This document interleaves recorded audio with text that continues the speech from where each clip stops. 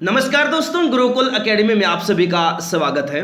दोस्तों, आज हम आपके लिए बिहार पुलिस भर्ती 2023 के लिए संविधान के टॉप 100 क्वेश्चंस लेकर आए हैं जो बार बार परीक्षाओं में पूछे जा रहे हैं। ये क्वेश्चंस पिछले 5 सालों से बार बार एग्जाम में रिपीट हो रहे हैं। यहां से आपके एग्जाम में क्वेश्चंस पूछे जाने की 100% गारंटी है। जी हां दोस्तों, कोई भी एग्जाम हो पूरे भारत देश में, सभी एग्जाम में इंडियन पॉलिटी से 5 से 10 क्वेश्चन पूछे जाते हैं। तो इस वीडियो से आपके एग्जाम में क्वेश्चंस पूछे जाने की 100% गारंटी है। तो प्लीज इस वीडियो को अंत तक जरूर देखना।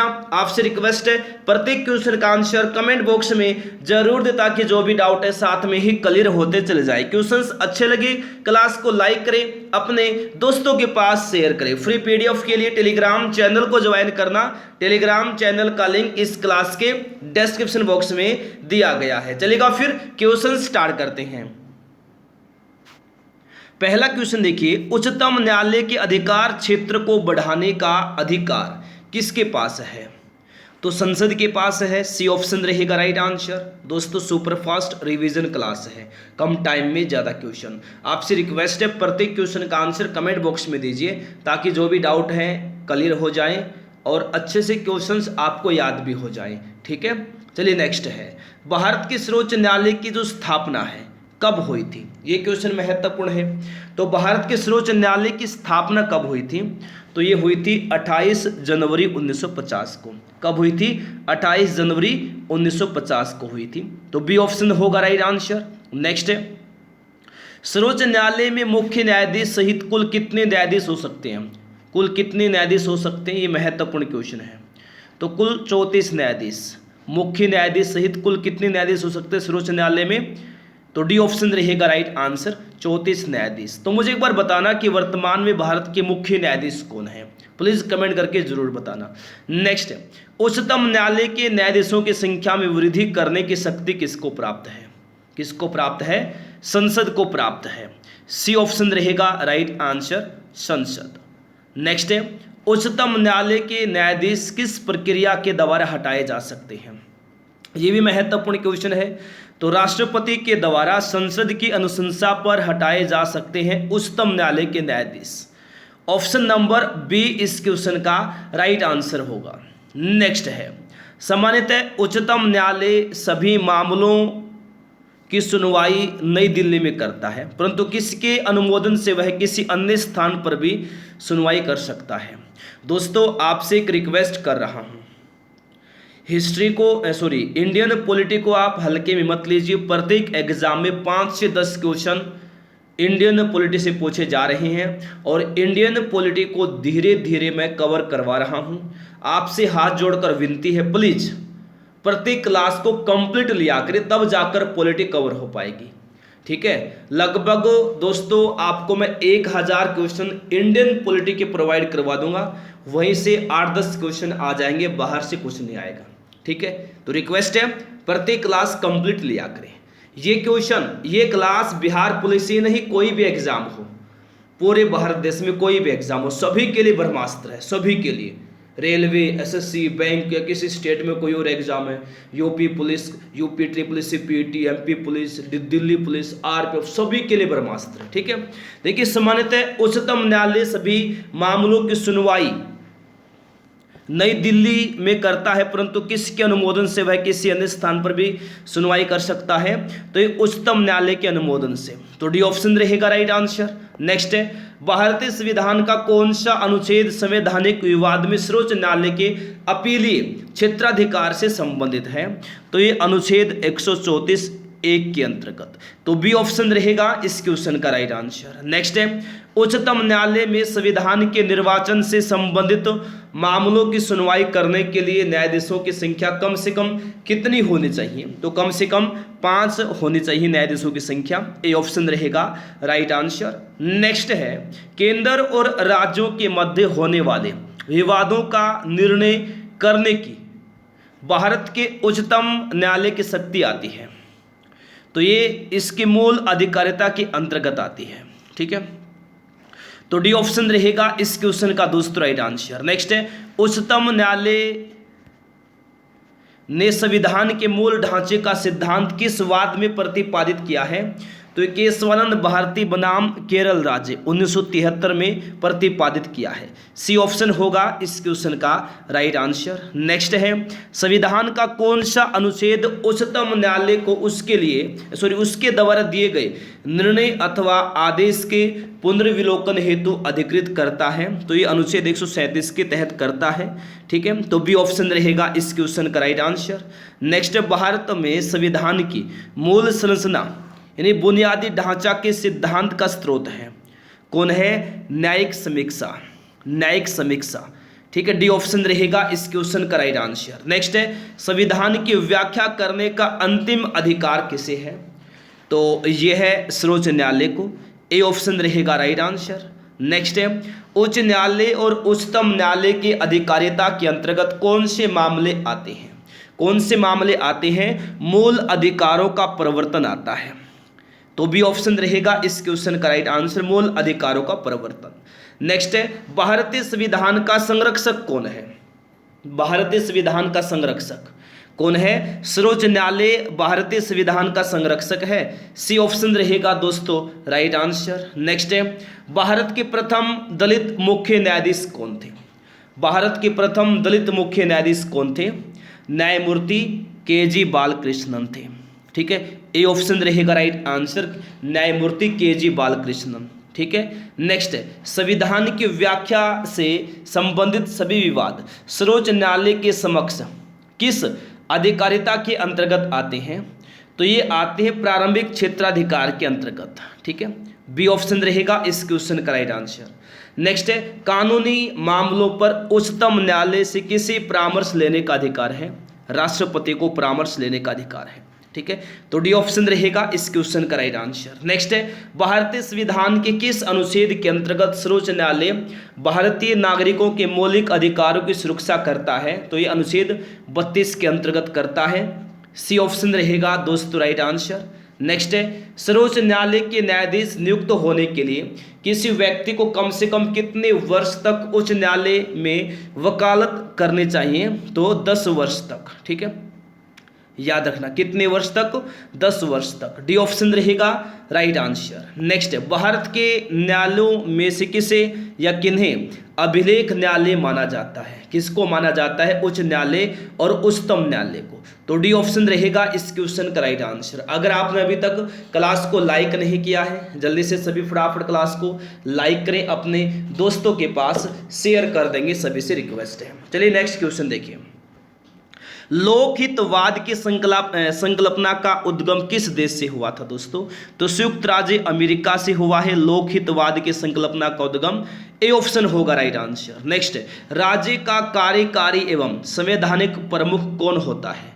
राज्य का कार्यकारी एवं संवैधानिक प्रमुख होता है राज्यपाल। राज्यपाल होता है। सी ऑप्शन रहेगा राइट आंसर, राज्यपाल। नेक्स्ट, किसी राज्य में राज्यपाल की नियुक्ति संविधान के किस अनुच्छेद के अंतर्गत की जाती है? तो ये अनुच्छेद 155 के अंतर्गत की जाती है राज्यपाल की नियुक्ति। सी ऑप्शन रहेगा राइट आंसर। नेक्स्ट है, विधान परिषद में राज्यपाल द्वारा कितने सदस्यों को मनोनीत किया जाता है? तो कुल सदस्यों का 1/6। ठीक है, डी ऑप्शन रहेगा राइट आंसर, छठा भाग याद रखना। नेक्स्ट, झारखंड, छत्तीसगढ़, मध्य प्रदेश तथा उड़ीसा में एक जनजातीय कल्याण मंत्री की नियुक्ति कौन करता है? राज्यपाल करता है दोस्तों जनजातीय कल्याण मंत्री की नियुक्ति। ए ऑप्शन रहेगा राइट आंसर। नेक्स्ट है, राज्य विधानसभा के त्रावसान का आदेश किसके द्वारा किया जाता है? किसके द्वारा? राज्यपाल के द्वारा किया जाता है। बी ऑप्शन रहेगा राइट आंसर, राज्यपाल।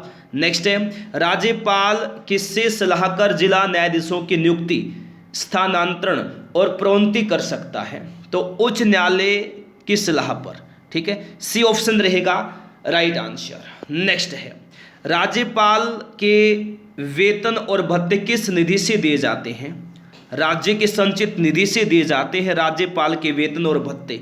बी ऑप्शन होगा दोस्तों राइट आंसर। नेक्स्ट है, राज्यपाल किस अनुच्छेद के अंतर्गत राष्ट्रपति के विचार के लिए किसी विधेयक को आरक्षित रख सकता है? तो अनुच्छेद 200 के अंतर्गत राष्ट्रपति के विचार के लिए किसी विधेयक को आरक्षित रख सकता है राज्यपाल। ठीक है, तो सी ऑप्शन रहेगा राइट आंसर। नेक्स्ट है, वर्तमान में राज्यपाल का मासिक वेतन कितना है? तो राज्यपाल का वर्तमान में जो मासिक वेतन है 3.5 लाख रुपए है। ठीक है, तो बी ऑप्शन रहेगा राइट आंसर। नेक्स्ट है, राज्यपाल किसके प्रति उत्तरदायी होता है दोस्तों? राष्ट्रपति के प्रति उत्तरदायी होता है राज्यपाल। ठीक है, ए ऑप्शन होगा राइट आंसर। नेक्स्ट है, जम्मू एवं कश्मीर के उपराज्यपाल की नियुक्ति कौन करता है? तो कौन करता है? भारत के राष्ट्रपति करते हैं जम्मू और कश्मीर के उपराज्यपाल की नियुक्ति। सी ऑप्शन रहेगा राइट आंसर। जम्मू कश्मीर केंद्र शासित प्रदेश है। नेक्स्ट है, भारत में राज्यपाल बनने वाली प्रथम महिला कौन थी? सरोजनी नायडू थी। किस राज्य की बनी? प्लीज कमेंट करके बताना। तो बी ऑप्शन होगा इस क्वेश्चन का राइट आंसर। नेक्स्ट है, राज्य विधानसभाओं में आंग्ल भारतीय समुदाय के लिए प्रतिनिधित्व का प्रावधान भारत के संविधान के किस अनुच्छेद द्वारा किया गया है? तो ये अनुच्छेद 333 के द्वारा किया गया है। सी ऑप्शन रहेगा राइट आंसर। नेक्स्ट है, भारत में राज्य विधानमंडलों का उच्च सदन कौन सा है दोस्तों? कौन सा है? विधान परिषद है। सी ऑप्शन रहेगा राइट आंसर। नेक्स्ट है, राज्यों के वित्तीय लेखों पर कौन नियंत्रित रखता है? कौन नियंत्रण रखता है? कैग रखता है। नियंत्रक एवं महालेखा प्रेक्षक रखता है राज्य के वित्तीय लेखों पर नियंत्रण। ए ऑप्शन रहेगा इस क्वेश्चन का राइट आंसर। नेक्स्ट है, देखिए नेक्स्ट, विधान परिषद किसी साधारण विधेयक को अधिकतम कितने समय तक रोक सकती है? तो विधान परिषद अधिकतम 4 महीने तक रोक सकती है। सी ऑप्शन रहेगा इस क्वेश्चन का राइट आंसर। नेक्स्ट है, भारतीय संविधान के किस अनुच्छेद के अंतर्गत विधानसभा को विधान परिषद का सृजन एवं उसे समाप्त करने का अधिकार प्राप्त है? तो ये प्राप्त है अनुच्छेद 169 के तहत। बी ऑप्शन रहेगा राइट आंसर, अनुच्छेद 169 आर्टिकल 169। नेक्स्ट है, राज्य की विधानसभाओं में सदस्यों की संख्या किस अनुच्छेद में निर्धारित की गई है? अनुच्छेद 170 में निर्धारित की गई है। सी ऑप्शन होगा राइट आंसर। नेक्स्ट है, राज्य विधानसभा के निर्वाचन का संचालन कौन करता है दोस्तों? कौन करता है दोस्तों? भारत का निर्वाचन आयोग करता है राज्य विधानसभा के निर्वाचन का संचालन। ए ऑप्शन होगा इस क्वेश्चन का राइट आंसर। नेक्स्ट, भारत के किस राज्य में समान नागरिक संहिता लागू है? दोस्तों गोवा राज्य में लागू है समान नागरिक संहिता। ए ऑप्शन होगा राइट आंसर। नेक्स्ट है, राज्य का विधानसभा अध्यक्ष अपना त्यागपत्र किसको सौंपता है? किसको सौंपता है? उपाध्यक्ष को सौंपता है। तो डी ऑप्शन रहेगा इस क्वेश्चन का राइट आंसर, उपाध्यक्ष। नेक्स्ट है, विधानसभा के सदस्यों की निर्हरताओं से संबंधित प्रश्नों पर अंतिम निर्णय किसके द्वारा लिया जाता है? तो अंतिम निर्णय विधानसभा के सदस्यों की राज्यपाल के द्वारा दोस्तों लिया जाता है। डी ऑप्शन रहेगा राइट आंसर। नेक्स्ट है, विधानसभा का सदस्य निर्वाचित होने के लिए न्यूनतम आयु क्या है? क्या है दोस्तों? 25 वर्ष है विधानसभा का सदस्य निर्वाचित होने के लिए न्यूनतम आयु।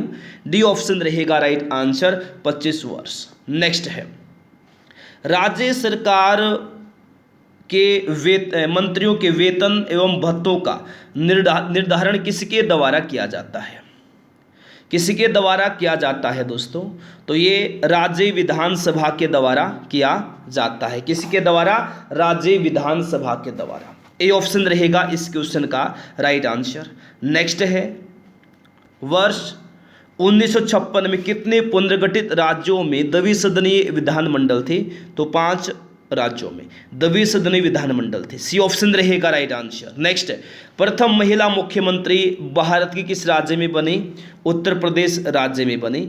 डी ऑप्शन रहेगा राइट आंसर। नेक्स्ट है, अंडमान एवं निकोबार द्वीप समूह किस उच्च न्यायालय के क्षेत्राधिकार के अंतर्गत आते हैं? तो ये कलकत्ता उच्च न्यायालय के अंतर्गत आते हैं।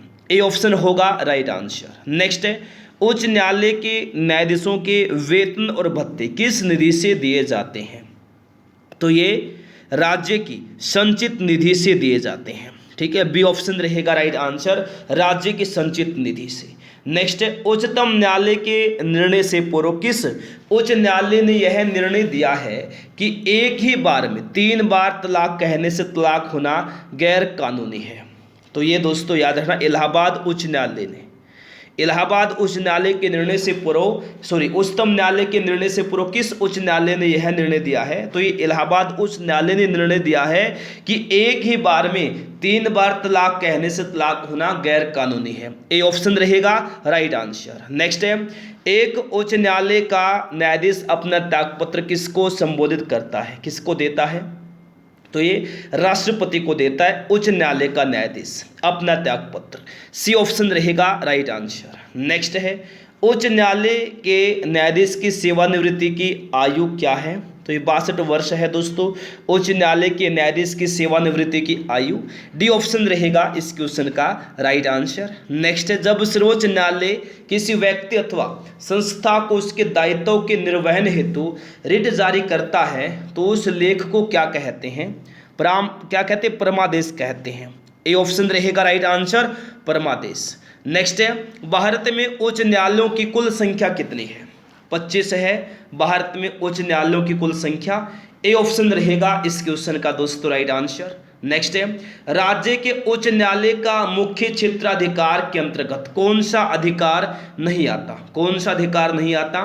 परामर्श संबंधित क्षेत्राधिकार नहीं आता। बी ऑप्शन रहेगा इस क्वेश्चन का राइट आंसर। नेक्स्ट है, अधीनस्थ न्यायालयों की कार्य पद्धति का परीक्षण कौन सी याचिका करती है? कौन सी याचिका करती है? उत्प्रेषण करती है। डी ऑप्शन रहेगा इस क्वेश्चन का राइट आंसर।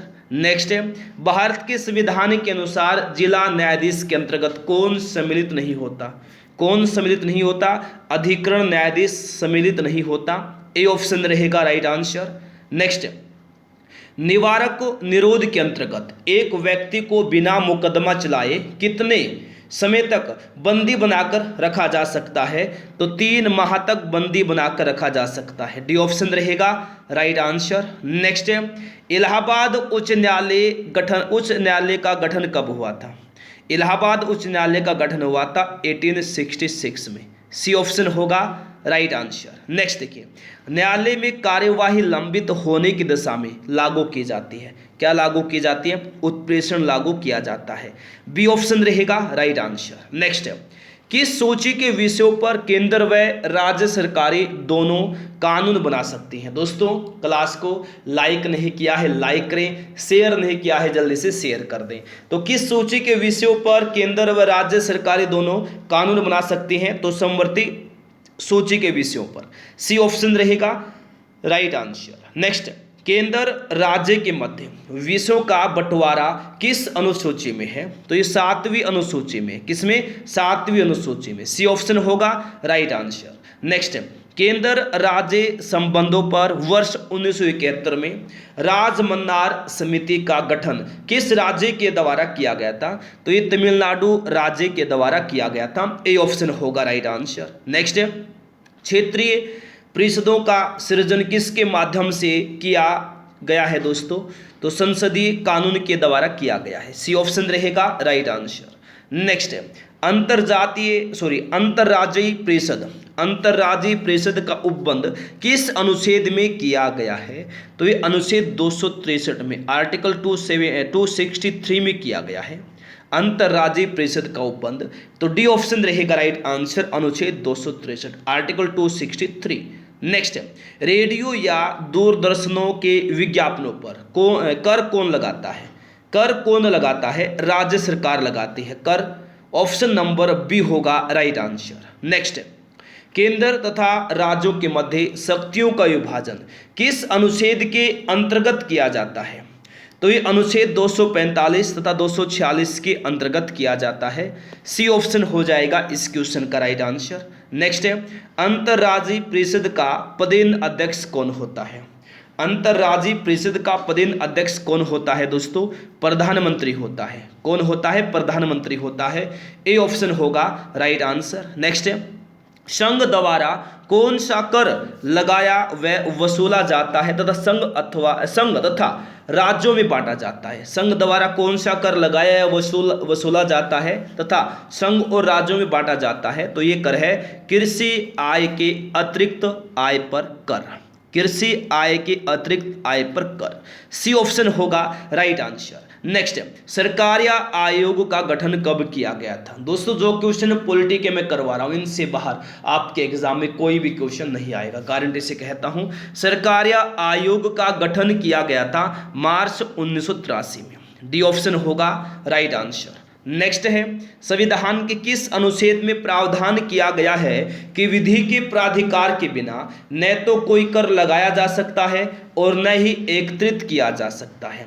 किस अनुच्छेद के अंतर्गत दोस्तों, किस अनुच्छेद में यह प्रावधान है? अनुच्छेद 265 में, आर्टिकल 265, बी ऑप्शन रहेगा राइट आंसर। नेक्स्ट है, अंतर्राज्यीय परिषद का गठन कब किया गया था? तो ये 18 मई 1990 में किया गया था अंतर्राज्यीय परिषद का गठन, सी ऑप्शन होगा राइट आंसर। नेक्स्ट है, केंद्र राज्य संबंधों को विशेष रूप से किस प्रसंग में म्युनिसिपल संबंध कहा गया है? तो ये कहा गया है दोस्तों वित्तीय मामलों में राज्य पर केंद्र के नियंत्रण के प्रसंग में कहा गया है, डी ऑप्शन रहेगा राइट आंसर।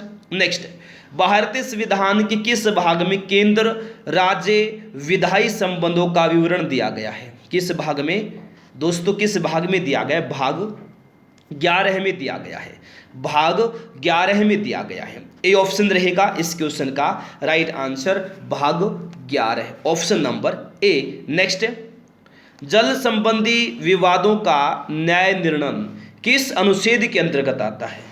तो ये आता है अनुच्छेद 262 के अंतर्गत, सी ऑप्शन रहेगा राइट आंसर। नेक्स्ट, यह सुझाव किस समिति ने दिया कि राज्यपाल के प्रसाद पर्यंत राज्य मंत्री परिषद के पद धारित करने से संबंधित प्रावधान समाप्त कर दिया जाए? तो ये दोस्तों याद रखना, सुझाव किस समिति ने दिया? राजमन्नार समिति ने यह सुझाव दिया, ए ऑप्शन होगा राइट आंसर। नेक्स्ट है, भारतीय संविधान में संघ और राज्यों के प्रशासनिक संबंधों उल्लेख किस अनुच्छेद में किया गया है? तो ये संबंधित उल्लेख जो है ये अनुच्छेद 256 से 263 तक किया गया है, डी ऑप्शन रहेगा राइट आंसर। नेक्स्ट है, अंतर्राज्यीय परिषद के गठन का प्रावधान किस अनुच्छेद में वर्णित है दोस्तों? तो ये अनुच्छेद 263 में वर्णित है, सी ऑप्शन रहेगा राइट आंसर, आर्टिकल 263। नेक्स्ट, किसने कहा था कि राष्ट्रपति का आपातकालीन अधिकार संविधान के साथ धोखा है? तो ये के.एम. नाम्बियार ने कहा था कि राष्ट्रपति का आपातकालीन अधिकार संविधान के साथ धोखा है, के.एम. नाम्बियार, ए ऑप्शन रहेगा इस क्वेश्चन का राइट आंसर। नेक्स्ट है, भारतीय संविधान के किस अनुच्छेद के अंतर्गत भारत सरकार का दायित्व है कि वह बाह्य आक्रमण एवं आंतरिक अशांति से राज्यों की रक्षा करे? तो ये अनुच्छेद 355 में कहा गया है, तो डी ऑप्शन रहेगा राइट आंसर। ठीक है, नेक्स्ट है, भारतीय संविधान के किस अनुच्छेद के अंतर्गत किसी राज्य में राष्ट्रपति शासन लागू किया जा सकता है? अनुच्छेद 356 के अंतर्गत किसी राज्य में राष्ट्रपति शासन लागू किया जा सकता है दोस्तों, सी ऑप्शन रहेगा इस क्वेश्चन का राइट आंसर। नेक्स्ट है, राष्ट्रपति मूल अधिकारों अनुच्छेद 20 और 21 के अतिरिक्त के कार्यान्वयन को किस अनुच्छेद के अंतर्गत स्थगित कर सकता है? अनुच्छेद 359 के अंतर्गत कर सकता है, बी ऑप्शन होगा राइट आंसर। नेक्स्ट है, संसद द्वारा आपातकाल की घोषणा का अनुमोदन कितनी अवधि के अंतराल में होना आवश्यक है? तो ये 1 माह की अवधि के अंतराल में होना आवश्यक है, ए ऑप्शन रहेगा दोस्तों राइट आंसर, 1 माह। नेक्स्ट है, भारतीय संविधान के अनुच्छेद 356 के अंतर्गत राष्ट्रपति शासन सर्वप्रथम किस राज्य में लागू किया गया था? तो ये पंजाब राज्य में लागू किया गया था सर्वप्रथम। ठीक है, डी ऑप्शन होगा राइट आंसर। नेक्स्ट है, वित्त आयोग में अध्यक्ष के अतिरिक्त कुल कितने सदस्य होते हैं? तो 4 अन्य सदस्य होते अध्यक्ष के अतिरिक्त वित्त आयोग में, बी ऑप्शन होगा राइट आंसर। नेक्स्ट, भारत में केंद्र राज्य के मध्य वित्तीय संबंध किसकी संस्तुति से निर्धारित होते हैं? तो वित्त आयोग के द्वारा निर्धारित होते हैं। ठीक है, ए ऑप्शन होगा इस क्वेश्चन का राइट आंसर। नेक्स्ट है, केंद्र एवं राज्य के मध्य वित्तीय विवादों के समाधान किस संस्था के द्वारा होता है? तो ये वित्त आयोग द्वारा होता है। ए ऑप्शन होगा राइट आंसर। नेक्स्ट है, केंद्र की समेकित निधि राज्यों को राजस्व की सहायता हेतु अनुदान देने वाले सिद्धांतों की अनुशंसा कौन सा प्राधिकरण करता है? तो वित्त आयोग करता है दोस्तों अनुशंसा। बी ऑप्शन रहेगा इस क्वेश्चन का राइट आंसर।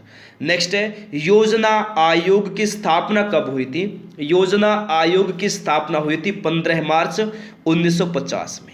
सी ऑप्शन रहेगा राइट आंसर।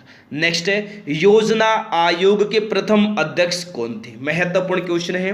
तो योजना आयोग के प्रथम अध्यक्ष थे पंडित जवाहरलाल नेहरू। पंडित जवाहरलाल नेहरू, डी ऑप्शन होगा राइट आंसर। नेक्स्ट है, नीति आयोग कौन सा निकाय है? अगर आपने अभी तक क्लास को लाइक नहीं किया है, जल्दी से क्लास को लाइक करें, अपने दोस्तों के पास शेयर करें। अगर दोस्तों रियल में आपको क्वेश्चंस अच्छे लगे हैं, पढ़ाने का तरीका अच्छा लगा है, तो प्लीज़ जल्दी से लाइक कर देंगे। ठीक है, सभी फटाफट क्लास को लाइक और शेयर कर देंगे। बहुत अच्छे क्वेश्चंस इस क्लास में मैंने करवाए हैं, तो प्लीज़ जल्दी से क्लास को लाइक कर देंगे, शेयर कर देंगे अपने दोस्तों के पास। नीति आयोग कौन सा निकाय है? तो ये गैर संवैधानिक निकाय है नीति आयोग। बी ऑप्शन रहेगा राइट आंसर।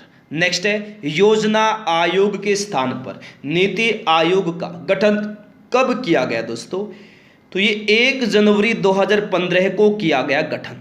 ठीक है, योजना आयोग के स्थान पर नीति आयोग का। सी ऑप्शन रहेगा राइट आंसर। नीति आयोग का अध्यक्ष होता है दोस्तों प्रधानमंत्री। नेक्स्ट है, राष्ट्रीय विकास परिषद की अध्यक्षता कौन करता है? तो भारत के प्रधानमंत्री करते हैं राष्ट्रीय विकास परिषद की अध्यक्षता। सी ऑप्शन होगा राइट आंसर, भारत का प्रधानमंत्री। नेक्स्ट, नीति आयोग के उपाध्यक्ष को भारत सरकार की वरीयता क्रम में कौन सा दर्जा दिया गया है दोस्तों? तो भारत सरकार के कैबिनेट मंत्री के समान दर्जा दिया गया है नीति आयोग के उपाध्यक्ष को। ठीक है, भारत सरकार के कैबिनेट मंत्री के समान। तो ए ऑप्शन रहेगा इस क्वेश्चन का राइट आंसर। नेक्स्ट है, नीति आयोग तथा राज्य सरकारों के मध्य समन्वयकर्ता का कार्य कौन करता है? तो राष्ट्रीय विकास परिषद करता है। ए ऑप्शन होगा राइट आंसर, राष्ट्रीय विकास परिषद। नेक्स्ट है, योजना आयोग ने संघ का स्थान ले लिया है और हमारा देश अनेक अर्थों में एकल प्रणाली की तरह कार्य कर रहा है। यह कथन किसके द्वारा कहा गया है? तो यह कथन कहा गया है के संथानम के द्वारा। के संथानम के द्वारा कहा गया है। बी ऑप्शन होगा इस क्वेश्चन का राइट आंसर। नेक्स्ट है, राजनीतिक दल को राष्ट्रीय या क्षेत्रीय दल की मान्यता देने का अधिकार किसको प्राप्त है? तो ये प्राप्त है चुनाव आयोग को। डी ऑप्शन रहेगा राइट आंसर। नेक्स्ट है, भारत के मुख्य चुनाव आयुक्त को किसके द्वारा नियुक्त किया जाता है दोस्तों? राष्ट्रपति के द्वारा नियुक्त किया जाता है भारत के मुख्य चुनाव आयुक्त को। ठीक है, तो ए ऑप्शन रहेगा इस क्वेश्चन का राइट आंसर। दोस्तों ये थे आज के हमारे क्वेश्चंस जो अभी कंप्लीट हो गए हैं। क्लास को लाइक नहीं किया है लाइक करें, शेयर नहीं किया है जल्दी से सभी फटाफट क्लास को शेयर करें। फ्री पीडीएफ के लिए जल्दी से टेलीग्राम चैनल को ज्वाइन करना। टेलीग्राम चैनल का लिंक इस क्लास के डिस्क्रिप्शन बॉक्स में दिया गया है। जी हाँ दोस्तों, पहली बार क्लास में आए हैं चैनल को सब्सक्राइब करके बेल आइकन ऑन करना ताकि प्रत्येक क्लास का नोटिफिकेशन आपके पास पहुंचता रहे। तो आज के लिए इस क्लास में इतना ही। Thanks for watching. जय हिंद, जय भारत, वंदे मातरम।